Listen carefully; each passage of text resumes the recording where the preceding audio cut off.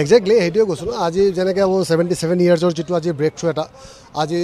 যেনেকৈ মই যদি আৰু এটা যদি ক্ৰেডিট দিব যাওঁ যদি আজি লণ্ডাকো ক্ৰেডিট দিব লাগিব সেইখিনি আজি লণ্ডা সেই জেগাটোত গৈ পেলাই আজি ডেফিনেটলি এটা আমাৰ কাৰণে এটা ৰাস্তা এটা খোল খাইছে সেইটো ডেফিনেটলি আগলৈ আৰু ভাল হ'ব আৰু ল'ৰা ওলাব ডেফিনেটলি লণ্ডা থকাৰ দিনতে আমি আশা কৰিম যে আৰু ল'ৰা যাতে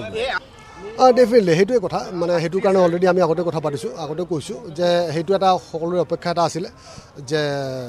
অসমৰ পৰা কোনোবা এজনে আজি খেলিবৰ কাৰণে ছিনিয়ৰ ইণ্ডিয়া টীমত স্থান পাব লাগে আৰু সেইটো হ'ল ৰিয়ানে সেইটো বস্তু ব্ৰেক থ্ৰু এটা কৰিলে সেইটো অসমৰ তথা গোটেই নৰ্থ ইষ্টৰ কাৰণে এটা গৌৰৱৰ ক্ষণ বুলি মই ভাবোঁ আপুনি আশা কৰিছিলে যে এইবাৰ ৰিয়ানে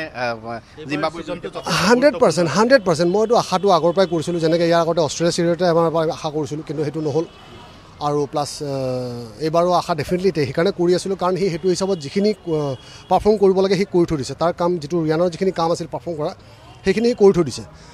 এতিয়া পাৰফৰ্ম কৰাৰ পিছত বাকীখিনি কাম হ'ল চিলেক্টৰ বা অৰ্গেনাইজাৰ বা যোনে হওক তেওঁলোকে যোনে চিলেক্ট কৰে তেওঁলোকৰ কাম তেওঁলোকে সেইটো ডেফিনেটলি সেইটো হেৰি কৰিছে ষ্টাডি কৰিছে বা চাইছে যে কেপেবল হয় নে নহয় ডেফিনেটলি সেইটো কাৰণে টীমত আহিছে বৰ্তমান ৰিয়ান ক'ত আছে বৰ্তমান ৰিয়ান নাগপুৰত আছে নাগপুৰত সি প্ৰেক্টিছ কৰি আছে চাগে এতিয়াও তাৰ পৰা হয়তো বাহিৰে বাহিৰে যাবগৈ চাগে হৈছে কথাটো হৈ থাকে তাৰ লগত বাৰু সেইটো আৰু নিজৰ ল'ৰাৰ নিচিনা ল'ৰা যেতিয়া সেইটোতো কথা হ'বই এতিয়া চাওঁ এতিয়া আগলৈ কি হয় এইটোত মানে যেনেকৈ শিক্ষাৰ কোনো অন্ত নাই বুলি কয় তেনেকৈ স্পৰ্টছৰো শিকাৰ কোনো অন্ত নাই এভৰিডে বেলেগ বেলেগ চেঞ্জ হৈ থাকে কাৰণ আজি যদি কোনোবা এজন প্লেয়াৰ যদি ষ্ট্ৰং হয় ছাপ'জ কাভাৰ ড্ৰেপত ষ্ট্ৰং হয় তেতিয়াহ'লে সেই কাভাৰ ডে আৰু নেক্সট অপজিশ্যনে বল নিদিব সেই বস্তুটো নিজৰ চেঞ্জ হৈ থাকে সেইটোৰ ওপৰত ডিপেণ্ড কৰিয়ে গোটেই আজিকালি ক্ৰিকেটটো সেই আগৰ নিচিনা নৰ্মেল ক্ৰিকেট হৈ থকা নাই সেইটোক নিজে হেৰি কৰি গৈ থাকিব লাগিব মানে এডজাষ্ট কৰি গৈ থাকিব লাগিব আৰু প্লাছ কাউণ্টাৰ দিব শিকিব লাগিব সেনেকৈ সি ষ্টেপ বাই ষ্টেপ কৰি গৈও আছে আগলৈও মই ভাবোঁ যে সেনেকৈ কৰি যাব এইখিনিতে ভাল কৰিব লাগিব ন অকল ফিটনেছ ফিল্ডিং বেটিং গোটেই অল চাইডে ভাল কৰিব লাগিব এনেকুৱা ধৰণৰ কথা নাই আজিকালি হ'ল টোটেল ক্ৰিকেট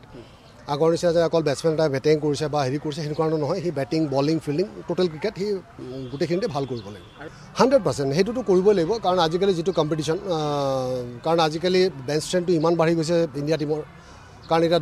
দুটা ইণ্ডিয়া টীম খেলিলেও বহুত চিৰিজ জিকি আহিব ঠিক তেনেকৈ ৰিয়ানো সেনেকৈ প্ৰিপেয়াৰ হ'বই লাগিব আৰু প্লাছ তেনেকৈয়ে যাব লাগিব আৰু প্লাছ এতিয়া আগলৈ চাওঁ সেনেকৈ এতিয়া নেক্সট চিৰিজ বাই চিৰিজ যাওঁ এতিয়া কেনেকৈ কি হয় পাৰফৰ্মটো চালে গম পাম নাই ঠিক আছে সকলোৰে আশীৰ্বাদ দিয়ক অসম তথা নৰ্থ ইষ্টৰ গোটেইসমূহ ৰাইজকে এটাই কথা ক'ব বিচাৰোঁ যে সকলোৱে আশীৰ্বাদ দিয়ক কাৰণ সি আজি অসম তথা নৰ্থ ইষ্টৰ কাৰণে কৰি আছে যিখিনি কৰি আছে আজিৰ ডেটত এটা ষ্টেজলৈকে সি নিব পাৰিছে ৰিয়ানে সেইটো এটা বহুত ডাঙৰ এচিভমেণ্ট বুলি মই ভাবোঁ কাৰণ এটা হিষ্ট্ৰী ক্ৰিয়েট কৰিলে এইটো আজি 1947 পৰা সেইটো হিষ্ট্ৰী ক্ৰিয়েট কৰিলে আশা সকলোৰে আছিলে কিন্তু আজিলৈ হোৱা নাছিলে আৰু ঠিক তেনেকৈ এইটোৰ ক্ষেত্ৰত আমি আমাৰ লণ্ডা দেৱজিৎ শইকীয়াকো আমি ক'ব লাগিব অৰিহণা দিব লাগিব তেওঁৰো অৰিহণা আছে কাৰণ যিখিনি বনাই আছে যেনেকুৱা ধৰণৰ ডেভেলপ কৰি গৈ আছে ডেফিনেটলি তেওঁকো আমি সেইটো বস্তু ধন্যবাদ জনাব এজন নহয় এনেকুৱা ধৰণৰ এক্সাম্পল আছে আগতেও যেনেকৈ আজি উৰিষ্যাতে হওক বা বিহাৰতে হওক কোনোবা এজন যদি খেলে যেনেকৈ আজি দেৱাশিষ মহন্তি খেলাৰ লগে লগে এছ খেলিলে সঞ্জয় ৰাউল খেলিলে ঠিক তেনেকৈ মই ভাবোঁ যে আজি ৰিয়ানে দুৱাৰখন মুকলি কৰিলে আৰু প্লাছ এতিয়া যাতে আকৌ নেক্সট য়ংষ্টাৰবিলাকে সেই মানে হেৰিটো পায় এনকাৰেজ পায় যদি পাই পেলাই ডেফিনেটলি আৰু আগলৈ তেওঁলোকৰ এটা ইণ্ডিয়া খেলিব পৰা সেই সপোনটো যে অসমৰ পৰা যে থাকি পেলাই যে ইণ্ডিয়া খেলিব পাৰি